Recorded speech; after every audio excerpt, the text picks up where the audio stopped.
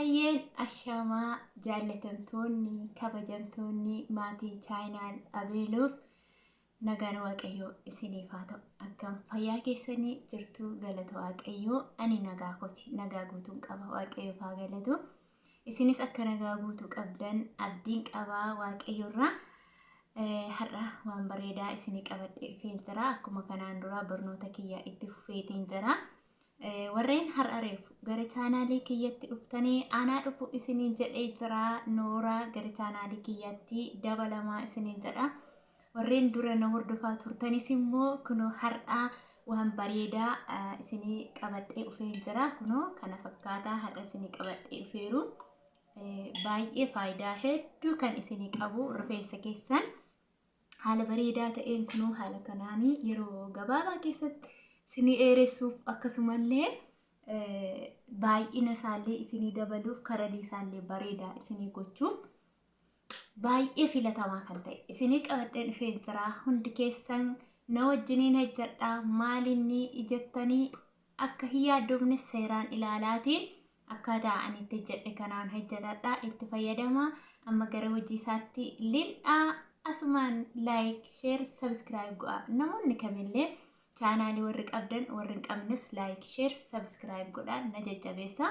Anis barnoota kiyya ittiin fufa isiniin jedha jaalatamtoota kiyya. Amma gara hojii isaatti galla na hordofu. Amma wanta na barbaachisan jedhee qopheessee har'a isiniif qabadhee dhufee kunoo kana fakkaata. Innis maali yoo jettanii talbaa namoonni hin beekne tokkollee hin jirtanii miicee qopheesseen kaayira. Maaliif owwaara qabaachuu danda'a waan ta'eef dirqama miicamuu qaba. Kanaaf je'ee nam miiceera. Talbaa suuqii kamirraallee kan argamuu danda'udha. Mana madaamotaa keessallee baay'ee ni jira. Akkasumas immoo ruuziin rifeensa keenya baay'isuuf dheeressuuf baay'ee gahee guddaa qaba. Baay'ee gahee guddaa qaba. Akka itti fayyadamtan isiniin jedha. Isas ruuziis nam miiceera. Maaliif dirqama qulqulluu ta'uu qaba. Rifeensa keenya qulqulluu ta'uu qaba. Saniif egaa akkanatti miicanii qopheeffatanii kunoo asimmoo qurunfullii dura rifeensa kiyyaaf qopheeffadhee kaawwadheeru'a. Inni qurunfullii kanammoo affeelee hunda godhee kaa'ee galgala rifeensa kiyyatti kanan dibadhudha. Amma kan jalqabaa isinitti argisiisaa talbaafiin ruuza kana immoo bireeddistii qopheeffadhee kaawwadheetiin jira. Bireeddistii kanatti naqannaa jechuudha. Hundasaa na hordofa. Kuni maankaa 3 yookiin immoo kunoo kanatti 3dha. Miicamee bareedee qophaa'eetidha. Inni talbaan kun immoo maankaa maankaa gurguddaa lama wal qabataa yeroo aqeetiin miicamu jechuudha. Baay'ee wal qabataa. Gurguddaatti 2 qofadha garuu akka bokokuuni ta'a. Akkoo itti naqadha. Kunoo amma haala kanaan hundasaa itti naqadheetiin jira. Talbaa fi ruuzii kiyya haala kanaan egaa akkasitti itti naqanneeti bishaan ho'aa kan qopheeffadhee kaawwadheerutu jira. Kunoo bishaan ho'aa itti naqannaa jechuudha. Kunoo akkasittiin erga itti naqxanii bishaan ho'aa kana akkasittiin erga itti naqxaniiti abiddarra kaahee riizaaltii isaa walumaan hubannaa na wajjiniin. Kunoo amma haala kanaanii abiddarra kaahee kunoo akkasittiin baay'ee danfaa jira. Haala kanaan toshitanii bulcheessuu qabdu. Hanga inni ruuziin isaas talbaan isaas seeraan bulchaatee jeelii yookiin immoo faayidaa nuti irraa barbaannu sana hanga inni nu baasutti haala kanaan toshitaniitiin bulcheessuu qabdu jechuudha. Ammallee haga dhumaatti na hordofa. Erga haala kanaan bareedee jeelii ta'ee akkasittiin saniin boodammoo waan isin itti naqattanii ani qurunfullii sila isinitti argisiise bishaan isaa itti naqadha. Qurunfulliin kun dura bilchaateera waan ta'eef itti naqadha. Hamma barbaadan itti naqachuu dandeessu. Kunoo amma egaa itti naqadheeti beeqa cufee dafeetumanii erga cuftanii kunoo akkasittiin otoo hin qorriin jechuudha. Yoo qorree kun jeelii ta'a. Fooxaa keessa ishii je'ee namaa hin ba'u waan ta'eef daftanii ho'aasaa qodaa qulqulluu ta'etti jechuudha.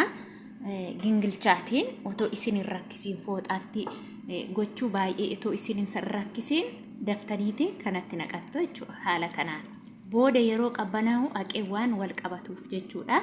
Haala kanaan akkasittiin toshitanii calalattu booda jeelii ta'a waan ta'eef. Hundi keessan seeraan ilaaluu qabdu. Kunoo akkasittiin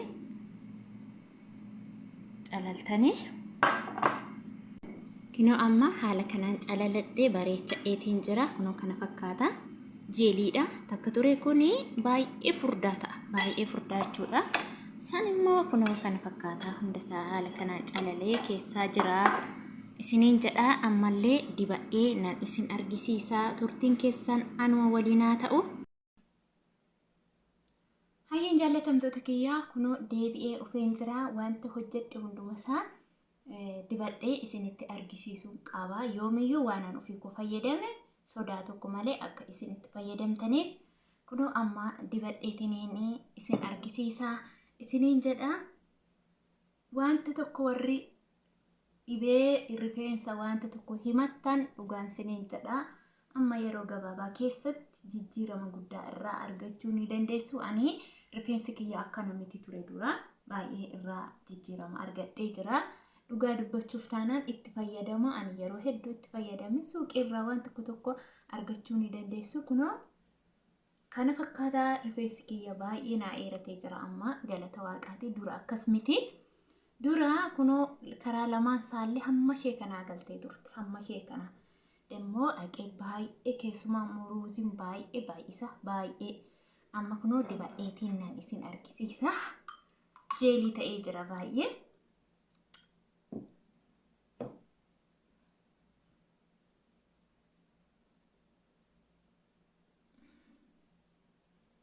Lamatti irree yoo dibanne bareedaadha.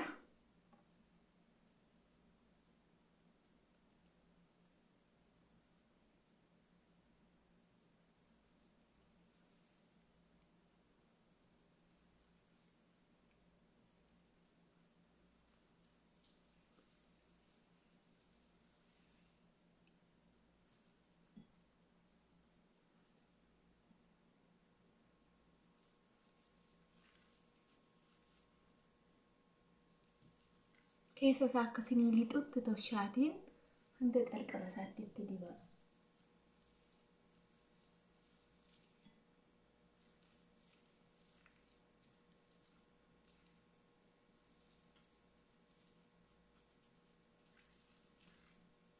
Masaajii gochuu qabdu yeroo wanta tokko dibattanii masaajii.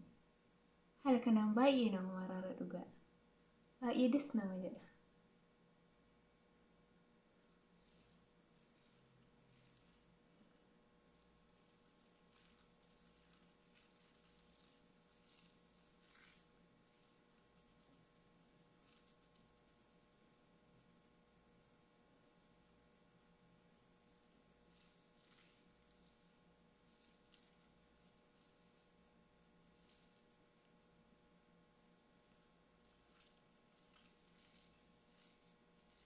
Kunoo akkasittiin toshitanii yeroo dibdan akkasittiin masaajii gochuu qabdu. Akka hundasaa isinii qotutti wanta isin dhibu tokkollee hin qabu baay'ee. Kunoo amma erga seeraan kunoo akkasitti kana akkas gootanii haala baay'ee bareedaa ta'e baay'ee namatti tola dhugaa dubbachuuf. Dasnaa hin jedhu. Kanallee akkasuma haala kanaan dibannaa jechuudha.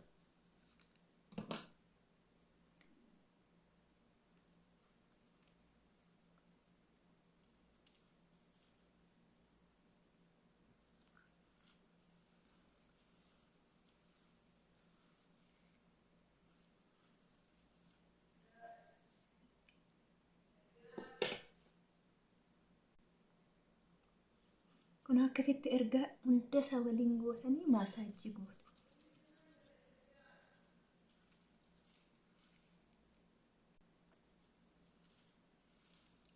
Erga akkasitti masaajii gootanii kunoo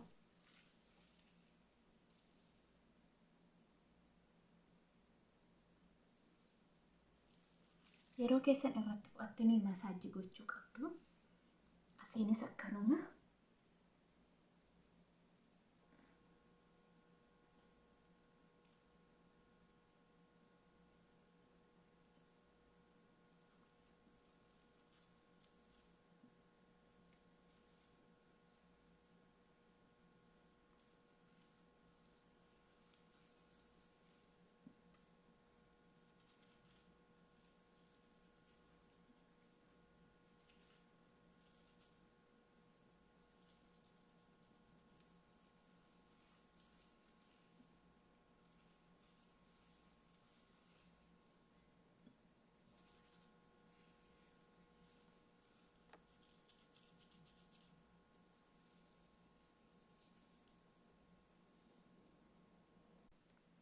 Kunoo erga haala kanaan dibattanii hunda isaatti dibuu qabdu.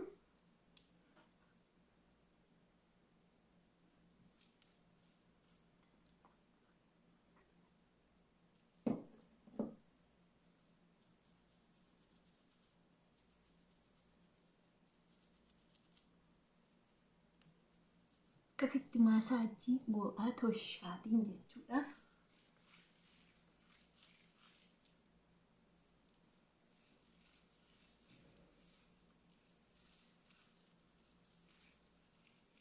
Erga akkasitti maasaajii gootanii kunoo akkasitti qabsiifattaniitiin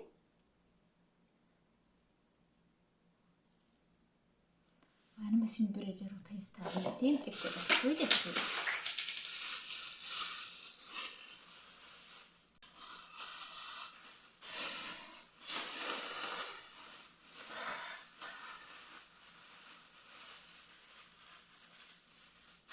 Kunoo erga akkas gootaniitii ofirraa saayitii tokkoof hanga saayitii tokkootti akkasitti ofirra tushitanii saayitii tokko booda miiccattu jechuudha. Amma wayyaa keessaniin wasakaa ta'eera waan ta'eef saayitii tokko ofirra tursitanii saniin booda haala kanaan saabunaa barbaadan shaampoo isinitti toluutiin miiccachuu ni dandeessu.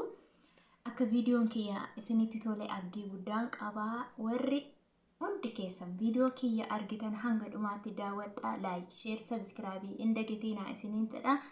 Hamma turtii biraan waan biraan walitti deebinutti turtii keessan lafa nagaa turaa isiniin jedha. Ciao.